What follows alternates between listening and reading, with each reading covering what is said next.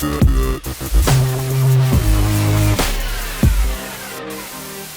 back to another installment of Wild Ones. I'm excited that we get to jump in with another familiar host and guest combo this week, Mr. Josh Wooten.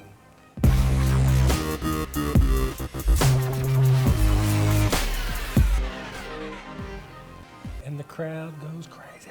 They did. I can hear them. All 12 of them that are here in this room. It's two. Josh, tell us about you. Tell me who you got in your family. Who else with you?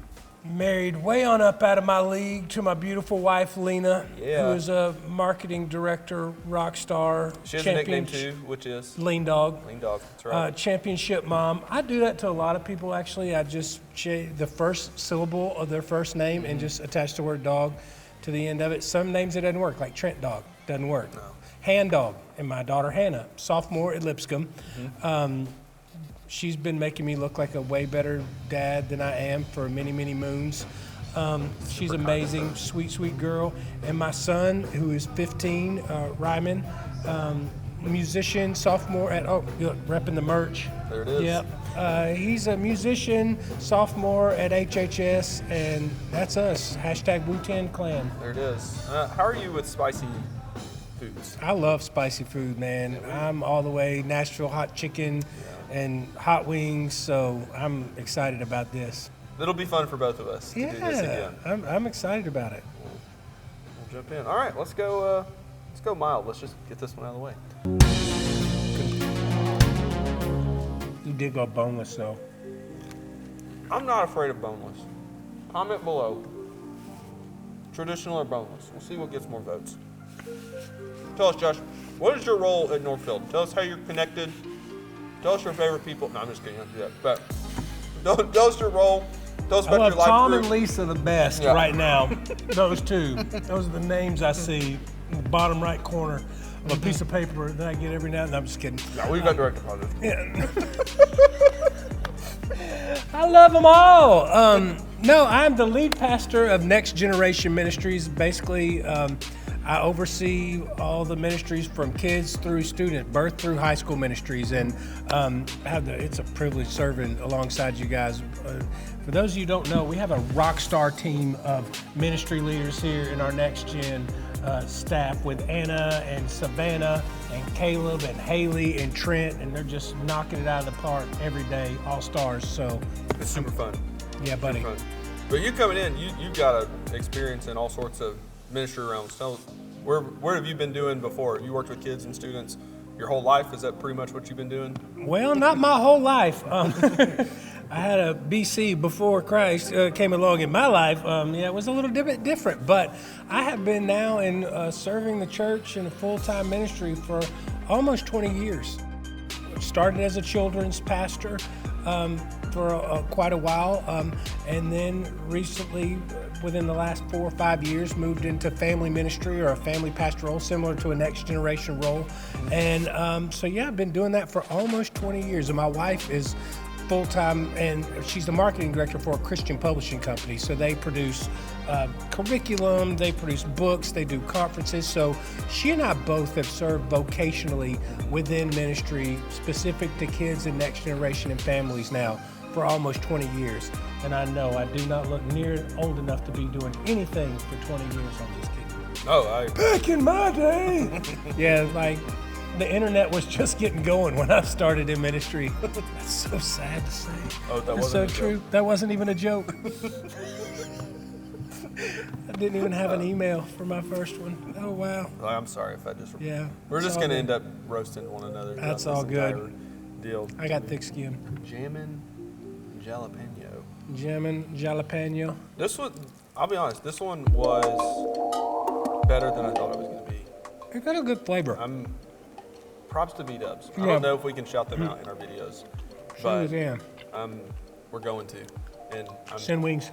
I'm thankful for this. So, where are you from originally? Take us through the history that is Josh. Well, originally from Nashville. Grew up in the Dawson Hermitage area. Shout out Burning Tree Apartments. I was there until I was 8th grade.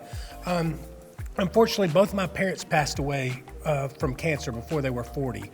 And so I was 13 or 14 living in Burning Tree Apartments, and my mom got really sick, and we moved into my aunt and uncle's house here in Hendersonville.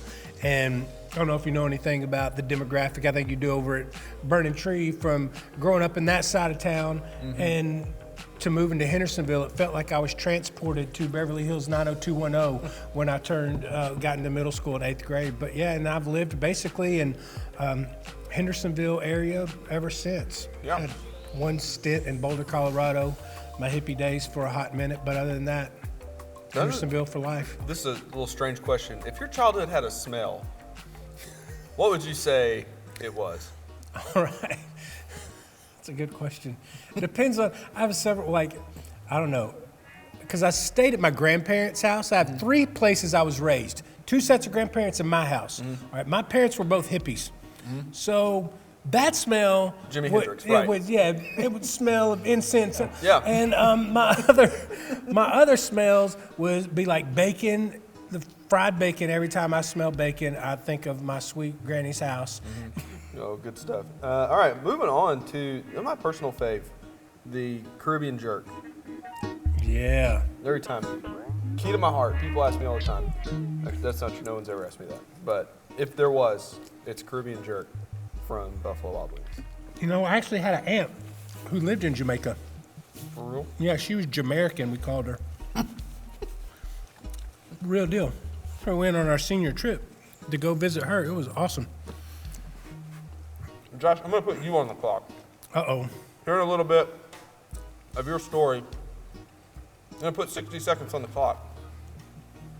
And I want to hear your testimony in 60 seconds, if possible. All right, you got to let me see the clock so I can know how fast I need to speed up to the end. All right, here we go. I got a good jump because I've already gave you a little bit of snapshot. That's it. That's what I'm trying to do. Here we right. go. All right, Mark. Go set. Go. Like I said, so both my parents, when they passed away, I moved to Hendersonville. I had a big chip on my shoulder when it came to things of God. You know, I thought if God is all loving and how he didn't think too much of me. I felt like I was just kind of angry. I questioned things. Both my parents passing away at an early age. But upon the birth of my daughter, it changed everything. Witnessing the miracle of childbirth and the way the doctor carried her across the room. And you know, you think of screaming babies and crying and all that. She came out, was quiet, and as the doctor carried her across the room, her eyes just kept locking on mine. And that something overcame me, and I knew there was something more to this life. And that started me on my journey to know Christ. Right then in that moment, you know, it's funny, I was a long-haired hippie playing in a band. Within 3 weeks, I cut my hair, bought a minivan, and people didn't know who I was anymore. And I was going to any church that had the door open trying to find Jesus. And I found him and changed my life and never go back ever. Best thing ever happened. You nailed it. Bam. Underneath. 60 seconds. That's good. Would the ushers please come forward? Dude, you know what I love in that though is seeing the impact that kids can have on their own parents. Oh yeah. Like that's a part of my story too, that for me, I was a witness in my own house. It wasn't from parent to kid. It was kid to parent for a long time. And it was a neat way that life can just intersect that way. And so I love that, you know, literally for your daughter's entire life, she has been pointing me to Jesus. Yeah. And my son too. I mean, he can minister to me through music and stuff like very few people, man. It's a beautiful thing. Yeah, that is it. All right, good job. Let's move on to this next one here, Thai curry. Now, you're not a fan of the Thai curry. Nai curry. Nah. This one, I wasn't as thrown off by it as I thought it would be. Yeah, it's just one. I'm not a big curry guy. Normally, I'm going all the wing. That one, I'm just giving you a bite. You asked me this question, and I think it's fair. I want to know for you, if there was an actor to play you in a movie, who you got? That's a good question. I mean, when I was younger and didn't have glasses, I got compared, like people would say Michael J. Fox back in the day. But probably now, it would probably be like Jeff Goldblum. That's kind of where I'm at in life right now. Jeff Goldblum or Rivers Cuomo from Weezer would play me in a movie. There are worse options out there, I'll give you that. Yeah. It was good. If you had a spirit animal, what's your spirit animal? I don't know, man. Probably a Labrador, some kind of dog. I know it sounds weak. I mean, I would love to fly and soar and salmon eagle, but I'm a lovable guy. I like to be around people and real right here. if my day, only thing I had to do was eat and go figure out where I'm going to lay down and take a nap sometimes, that wouldn't be a bad lot. I mean, Are you sure you're not a cat? No. All right, on personality. This is a huge one, and it kind of culturally has taken off, and you've really kind of introduced this to me in a bigger way. You and Jennifer Hart. Jennifer Hart, if you're watching, you got me into this as well. But Enneagram. What's your Enneagram number? I am a 2-wing 3. It's the helper, a big heart relational guy. I always want to help people out. And also the 3 is the achiever, which, I'm very goal-driven oriented and need to be successful in life. And so those are my 2 right there. So I think ministry is a good, area for somebody that wants to help people out, but also wants to succeed and keep pushing forward. That's me. And the Enneagram, I think it was basically based on like ancient monk wisdom and some modern psychology through the Catholic Church is where it came from. It's around for way longer than I realized. Yeah. I thought it was like a new thing that somebody came up with in the last 10 years. Yeah. Well, I think Ian Cron wrote that book, The Road Back to You, and that's where, and it's some people say it's a Nashville thing, I think, because he lives in Nashville, so that's kind of where the movement, I think the recent movement may have started from, I don't know, but I read it on the internet, so it's got to be true. That's how I live my life, is one internet article at a time. So, all right. We're almost halfway there. All right, where are we going here? This is hot barbecue? Hot barbecue. Hot barbecue. This was pretty good. I think it's a good name for a country band. Or at least a bass player in a country band. That's more like it. Ladies and gentlemen, give it on the bass. Hot barbecue. Eli Covington. That's your nickname? What's that? Eli Covington's your nickname. Hot barbecue. Hot barbecue. That's it, Eli. You're welcome. We'll move into a segment called Firsts. So I'm going to say a topic. First thing that comes to mind, first item that it was, could be a mix of anything. All right. What was your first car? It was an 80s. Actually, my first car was a Harley Sportster. Ooh. Yeah. I was a motorcycle guy first. Nice. What was your first concert? Oh my goodness, I was born going to concerts. Like the first memory I have of a concert, as I was 5 years old, my parents took me to see Bob Dylan, and I whined and wanted to go home to eat Rice Krispies. Now I'm kicking myself as a 5-year-old, like what a punk. Should have hung out. It's a Rolling Thunder review tour too. What was your first job? My first job was at the donut shop in Hendersonville, or the Gallatin Bakery, actually. The Gallatin Bakery, owned by the same company, but I worked both stores. But the Gallatin Bakery was, shout out Bruce Bogash, gave me that first job working the bakery. Got your start. Yeah. Who was your first celebrity crush? It's got to be that girl from Kids Incorporated. That was a show way back in the day. I don't even know what that is. Yeah, I know. KIDS, Kids Incorporated. For all my old people out there. There it is. I like it. What was your first cell phone? Oh, it was a Nokia flip phone. And it came after Hannah was born, I think. Or maybe right around that time. Yeah. Late 99, something like that. Very nice. Who was your first kiss? I don't know. Probably I have no idea. I don't even remember my first kiss. Lena, you were my first kiss. There was Perfect. no one before you, baby. That's what we were going for. Yeah. There. What was the first time you got punched in the face? Ooh. First time I got punched in the face was a bunch of me and my friends were talking trash to this kid on the bus. It was the kid everybody picked on. And I guess I was the weakest of the pack. And when I jumped in and said something, he said, "All right, me and you, Wooten, as soon as we get off the bus." And everybody's like, "Oh, you're going to kill him." And I knew in my heart I was about to get beat up. And sure enough, that's what happened. I got beat up by the kid everybody was making fun of all the time, and taught me a very valuable lesson. He was ready to climb that totem pole. He climbed the side of the octagon after it was over. I felt like I was tied up in a knot, and he was just wailing on me, blood and everything. And my mom made me go to school the next day, taught me a valuable lesson. Yeah, stay humble. Last one, you probably didn't recognize this in the moment, but what was your first regrettable hairstyle that you've ever rocked? First regret? Oh, the bowl cut that my mom gave. No, it was a half a bowl cut because I went to a barbershop, and I don't know, it's no shock, but I had long hair when I was a kid, and I was going to get a little haircut, and it turns out I had lice. It was the worst thing ever. So the guy stopped the haircut halfway through and sent me out of the store. It was a very embarrassing moment. Not only did I have lice, but I had half a haircut. So I went home. My mom was so mad. She's like, you can't just leave him with half a cut of hair. And they did. They sent me out of the store. And so went back home around. And so not only did I have head lice, but I had a bowl cut with head lice. It was the worst regrettable hairdo ever. So you did realize in the moment. Oh, in the moment. I knew it. It wasn't a 10 it was years bad. later. No, everybody else had like stripes and the Kentucky waterfall mullet and the spiked hair, and I had a bowl cut. Once again, a humbling experience. Just life is full of those. Yeah, yes it is. All right, you're ready to move into the hotter wings and the hotter questions. Let's get it. All right, here we go. I think this one is just hot. This is hot. So let's See a rum bum bum bum. turn it up.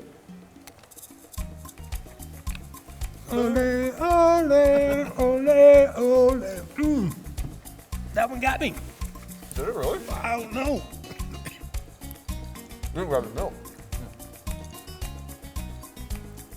I should have tried to sing with the hot wing. Ooh. Help me, Rhonda. Wow. Woo. All right. Now that my eyes, clear eyes, full heart, can't lose. You're coming back. Who is it, or maybe what is it that inspires you to be your best? Man, I feel like I'm inspired by so many people every single day. You know, I'll be honest that Tom and the way he leads this team at church does, the way you guys, our NextGen team, continually just pushing forward and doing incredible things. All of that. You know, my wife, she inspires me every day in the way she's, and my kids, you know, I mean, I try to look for inspiration, but it seems like God has just put people in my life to do that and bring that out and to push me all the time. You are, what is it, the sum of the 5 people you spend the most time with, and just trying to surround myself with people that have similar goals, want similar things out of life. And it's like the first rule of leadership: surround yourself with people that are better than you. And he's done that for me. So that's good. Yeah. So in kind of looking at that, it may be the same answer. You may have already mentioned this person, but in this whole idea of making yourself better, who is somebody that you look up to and kind of follow after, model after, in that, you know, who has looked back to where you are in life, maybe somebody that's a step or so ahead of you or phase or so ahead of you that has helped you along the way? There's a couple of those guys. Probably the biggest one of the biggest ones for me would be Jim Weidman. He is a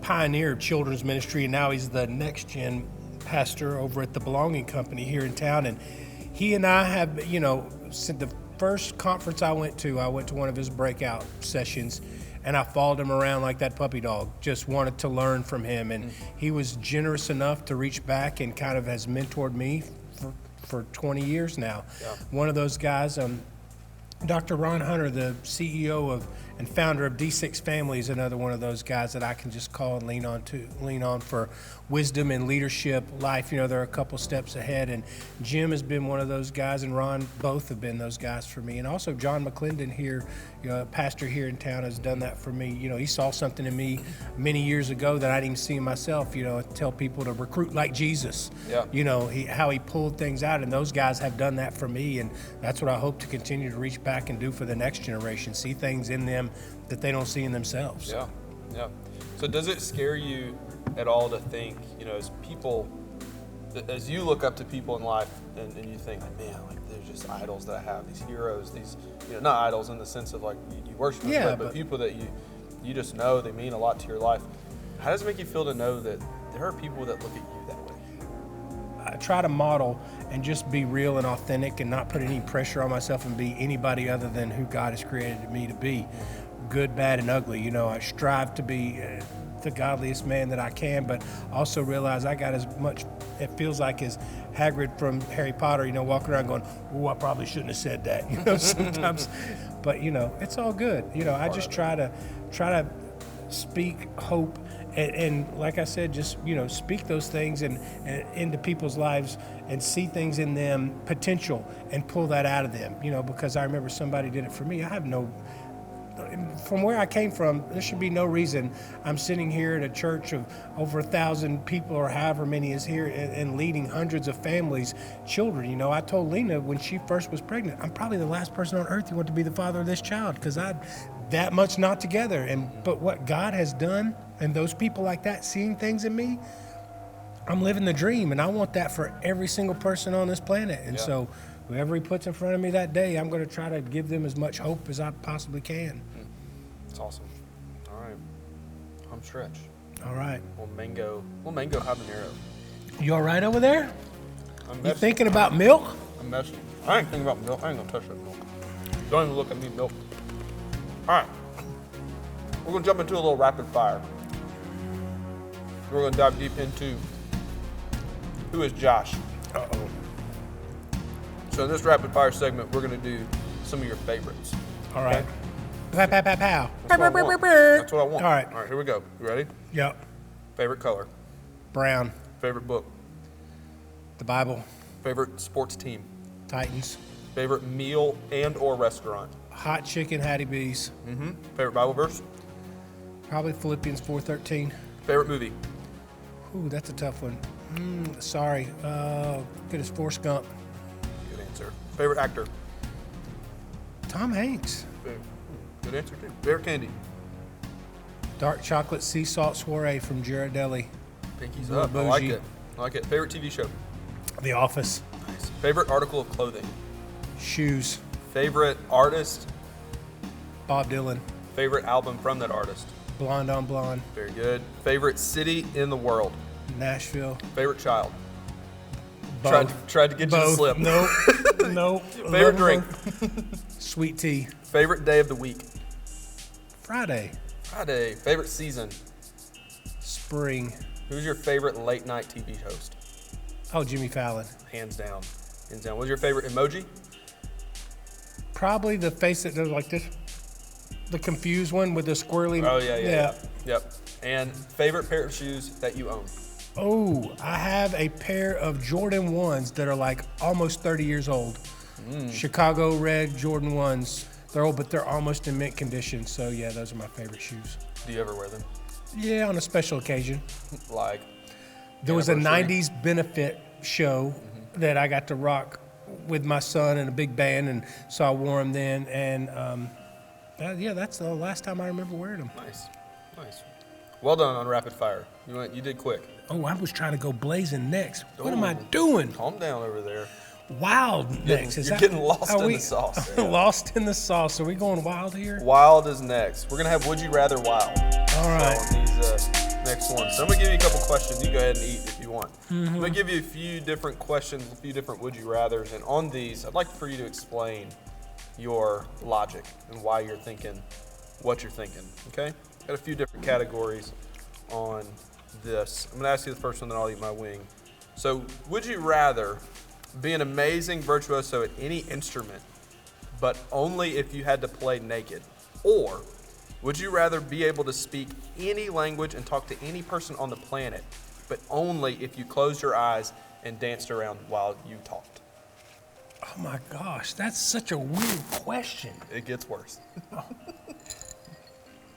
You know, I could do the instrument thing in the confines of my own house and record, and I'd be all good. Nobody have to see me. I just never play out live. You'd be an artist that never played live, though. Yeah, I would be. Would you rather constantly be tired, no matter how much you slept, or constantly hungry, no matter how much you ate? I would rather be constantly hungry than I would be tired all the time. That'd be my worst nightmare, to be tired all the time. Fair? Okay, get a little deep. It's a little warm. That one was hot. Yeah. I'm not looking forward to this next one, but it'll be all right. Let's go deep. Would you rather go to jail for 4 years for something you didn't do, or would you rather get away with something horrible that you did do, but always live in fear of being caught? I'm doing the time. Before you get it done? I'm doing the time. 4 years is a long time though, man. Man, I do prison ministry sometimes. I go in and write songs with inmates. I could make it 4 years though? 4 years. I could do That's it. going to change you on the outside. Yeah, I could do it. I would rather do that than live the rest of my life and knowing the fact that I did something very horrible like that. All right, that's fair. All right, we'll end with a weird one. As the first one? Do you want to go? Did you get them flip-flopped or something? No, that one was in my funny category. Okay. This one's just in my weird category. You might could have flipped them. Would you would you rather be born with tiny hands that kept growing as you got older, or be born with massive feet that constantly kept shrinking as you got older?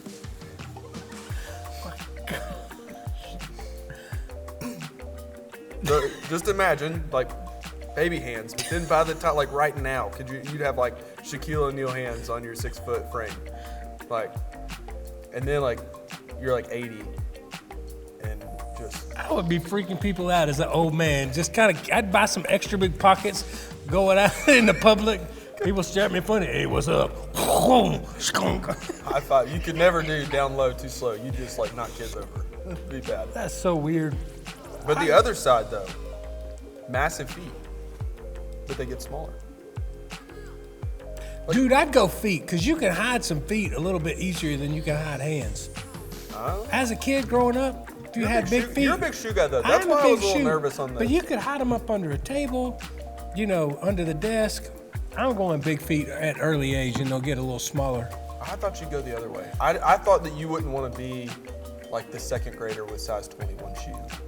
Like living in that early phase and like. It'd be rough, but I think I would rather do that than have the large hands as an old man. You show up at your 10-year reunion and be like, look who's got the normal feet now. Yeah, exactly right. And then you're buying kids' shoes, sizes shoes, so they're cheaper. You got more money. I could have a sneaker collection like nobody's business. That's good. That's the case. All right. Good. That's good. Some weird questions. It makes me wonder what in the world goes on in your brain. Like Jack is going to be interesting. He already is interesting. He's going to be But something. the fact that those are the kind of questions his dad's going to be peppering him with on the regular. Can you imagine the road trips? Like, all right, bud, here we go. All right, well, we've reached that point in the episode where we're down to one more. So you gonna dab up a little more? Are you on gonna the dab? blazing? I won't dab. All right. I will not give Anita that satisfaction. Anita, It ain't happening. But just for you. That's it. Just low key. I should have sneezed. That's the only way I can get away with it these days. this one's hard. All right, here we go, Trent. Gosh. All right, here we go. Okay, now, do you want to know the question, then go in, or do you want to just get in and then hear the question? Give me the question. I'll eat the wing and can let All right. it process as I heat up everything on my insides. All right. You get to choose a dinner. This is a standard get to know you kind of question, but if you could do dinner it's a party of 5, so 4 other people at this dinner with you, dead or alive, could be anybody. Who is at your dinner party and why? Wow. Jesus is always the answer. Okay. The first one, Okay. I will go both my parents will be the second and the third. I would probably go Tom Petty would be the 4th. And the 5th one, I would probably invite my wife along for that ride. There you go. That would be it. Jesus, my parents, Tom Petty, and Lena. That'd be a good dinner. That'd be fun. Be a fun dinner. I would like to be at that restaurant. Where would you go? Man, somewhere on a beach. I know hot chicken. You could introduce Jesus to hot chicken. For that dinner, I would want a nice view. All right. Holy cow.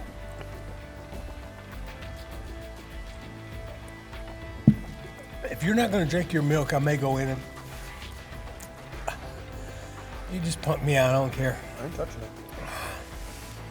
Ooh, mercy. You are not touching it. You are more of a man than I am. Well, Josh, thanks for climbing the ladder. You did good. It's been fun getting to know you over the last 4 months now. Has it been that long already? Hey, April. 3. Oh, 3 full, yeah. Yeah, 3. So, Exciting times. it's starting to hit Yeah. All pretty right. hard. But happy. Thanks for tuning in, watching. Be sure to like, comment, subscribe, all those things you're supposed to say with the YouTube channel, right? That's what the kids say. Yep. Smash that like button. Subscribe. Comment. Be sure to comment who you want to see on the next episode of Wild Ones. Yeah. We'll get them here.